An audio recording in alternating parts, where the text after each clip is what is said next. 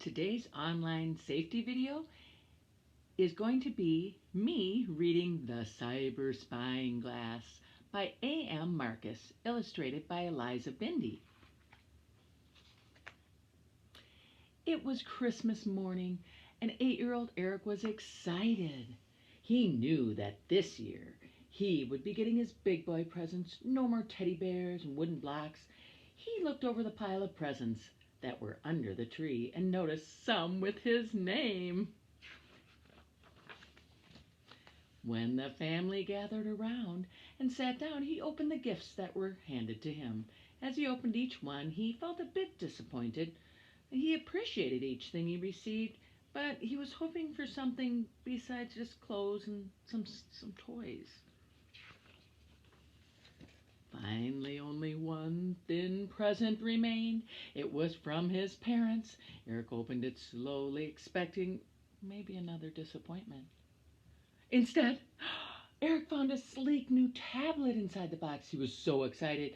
Oh, and happy, he gave both his parents a huge hug. He couldn't wait to turn it on. Since the presents were all opened, Eric sat down next to his older sister, Kelly. "Can you teach me how to use this?" Eric asked her. "Of course, little brother," she happily agreed, proceeding to show him its features. Then, just as Eric was about to go online, his sister asked, "Wait, before you do that, do you want to learn how to be a detective?" "A detective?" Eric asked as he noticed the detective hat on his sister's head. "Yes, only a detective will be able to tell what information on the internet is valuable and what is untrue," Kelly replied. "People lie on the internet?" Eric asked. "They sure do," she replied. "That's why every internet user needs to be a detective, to see whether people are telling the truth or not."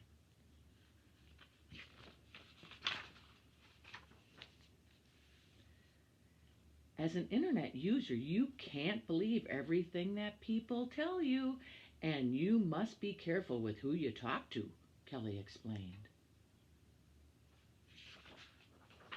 "Wow, I had no idea. Is that why you're wearing that cool hat?" Eric asked. Kelly nodded and suddenly realized she had forgotten to give him her present.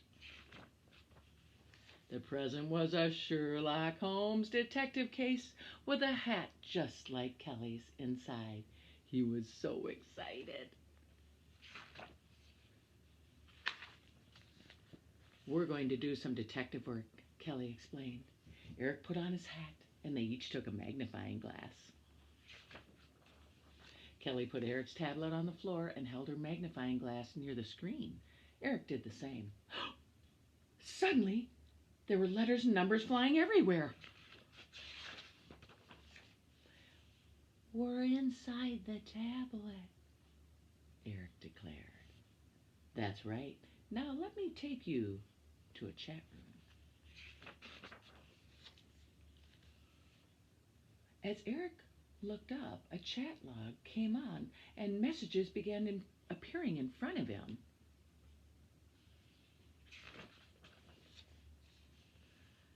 "I live in Hawaii and my dad's a billionaire. Don't say anything bad about me or he'll send you his ninjas after you. Cool Kid 3 wrote." Eric imagined a big house on a tropical island. After reading the next message, Eric imagined Rollerblader 11 with a bunch of video games to play. "My dad works at the biggest video game company in the world, and he lets me play all the games. Wow, can I have some video games for free? No.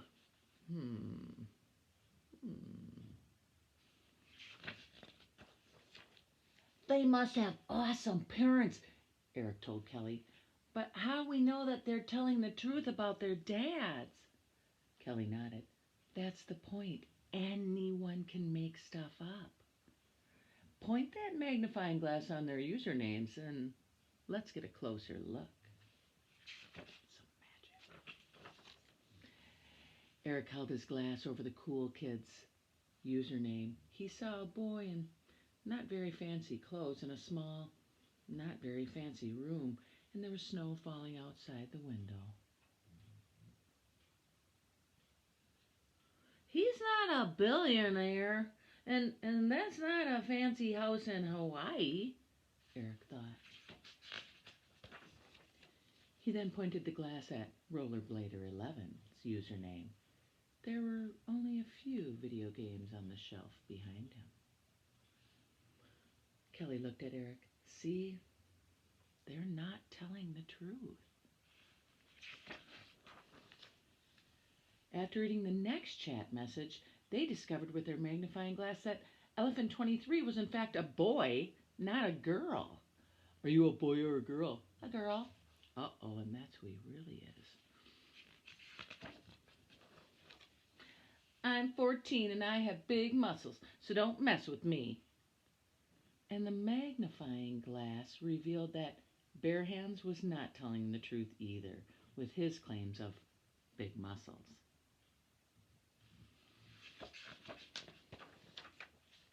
In another chat room, Friend Seeker 2015 wrote, Hi, I'm looking for friends. I'm in the 5th grade and I live in New York. Who wants to meet up? Eric thought that this message seemed quite honest, but when he put his magnifying glass on the username, he gasped. It was a grown man with a creepy smile on his face. Why would someone pretend to be a kid? Eric asked. Some people do that because they want to trick or hurt children, Kelly explained. Eric was worried and he asked, How can we know who's lying and who's telling the truth? Kelly put her hand on Eric's shoulder.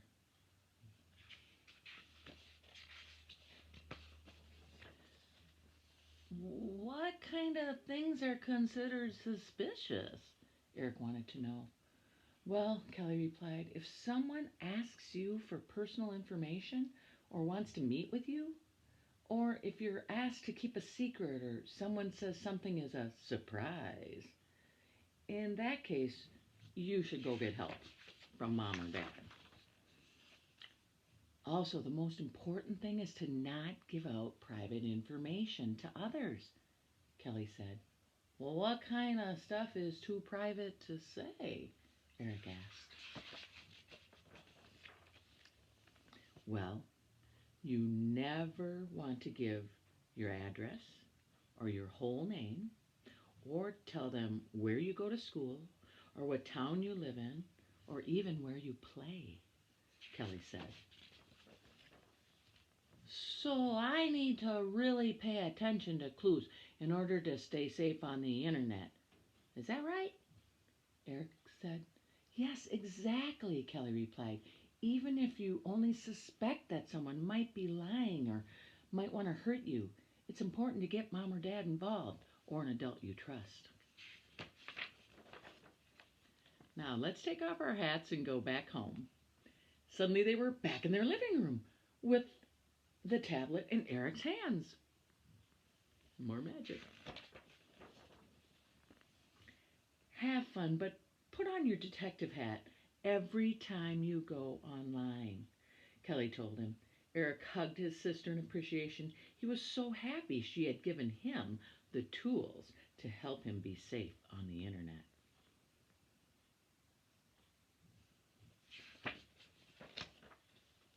The